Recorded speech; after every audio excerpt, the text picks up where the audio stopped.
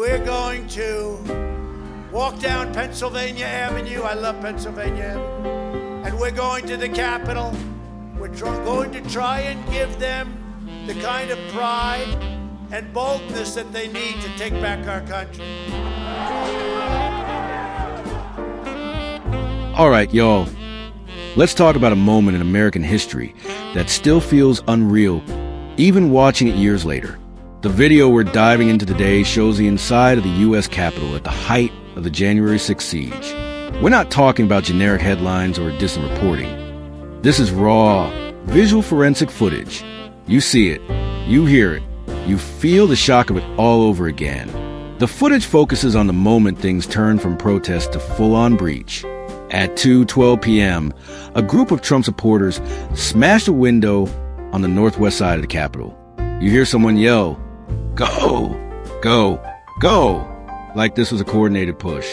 Then you see them climbing to the window one by one, some in regular clothes, others in tactical or military-style gear. What's chilling is that this wasn't a chaotic stumble.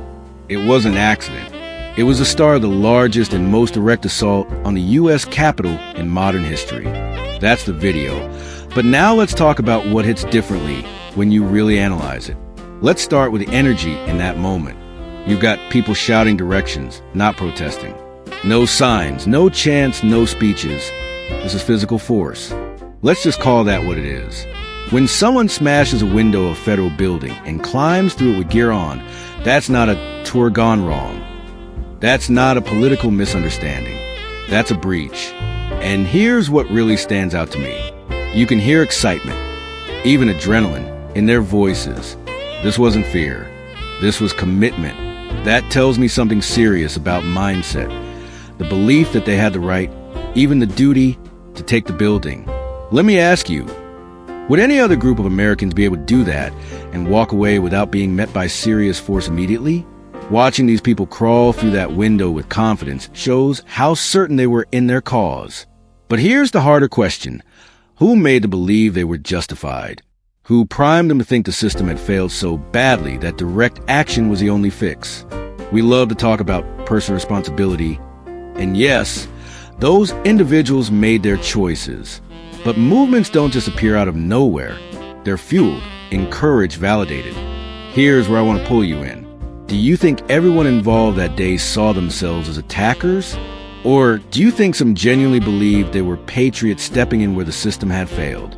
Because whether we agree or not, understanding that mindset matters if we're ever going to stop something like this from happening again.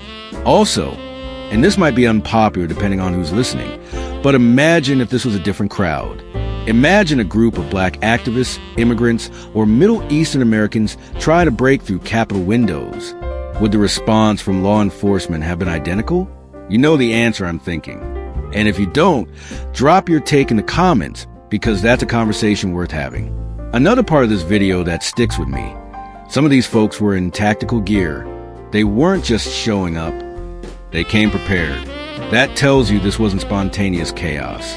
This was intention. So here's my question to you. Is this the result of political brainwashing? Is it an act of rebellion? Is it domestic terrorism? Or something else entirely? And if people still dismiss this as tourists or overexcited patriots, do they actually believe that, or is it just more political theater? Watching this isn't just about reliving January 6th. It's about understanding the moment democracy was physically tested from the inside, when the doors and windows of the Capitol, symbols of government by the people, were literally smashed open. To me, this video doesn't just show what happened. It shows how fragile our systems are when belief turns into action without accountability. But I want to know how you see it. Were these people insurgents, patriots, pawns, or something else? Drop your thoughts.